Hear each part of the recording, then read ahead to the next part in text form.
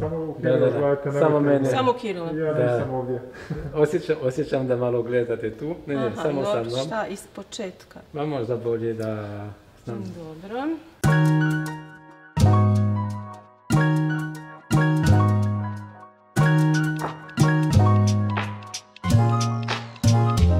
Pa nakon gimnazije htjela sam upisati književnost i sviđao mi se francuski jezik. Učila sam ga dugo vremena, još od osnovne škole, pa sam upisala francuski jezik i komparativnu književnost i bila sam vrlo zadovoljna tim studijem.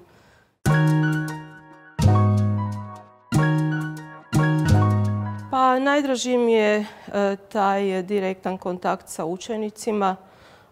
Nastava je jedan dinamičan proces, uvijek je drugačiji, djeca su uvijek dobre volje, vesela i poticajna su za rad i vrlo sam zadovoljna kad vidim kako napreduju i kako u stvari uživaju u učenju francuskog jezika, osobito oni mali, pa rekla bih i veliki koji to možda ponekad i ne pokazuju, ali na neki način poslije dobijem povratnu informaciju da su jako zadovoljni i sretni što su imali priliku učiti francuski jezik.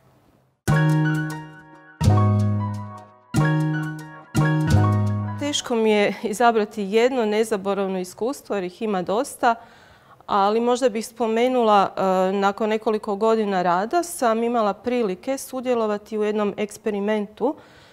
Naime, kod nas se nije učio francuski jezik u nižim razredima osnovne škole i tada je Filozofski fakultet sa profesoricom Vrhovac pokrenuo taj eksperimentalni program u nekim školama.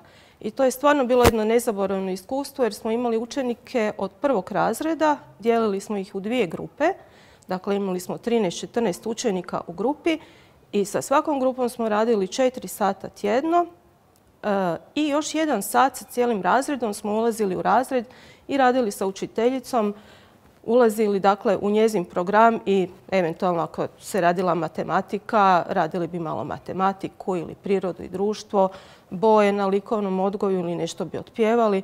I to pamtim kao jedno iskustvo koje je bilo u početku, može se reći i teško, ali vrlo poticajno, vrlo korisno i danas jako volim početi raditi sa učenicima od prvog razreda i pratiti ih do kraja osnovne škole.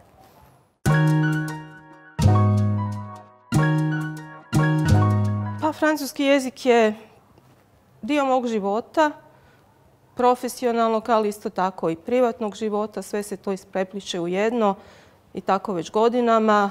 Rekla sam da sam se rano susrela sa francuskim jezikom i to je moj drugi jezik.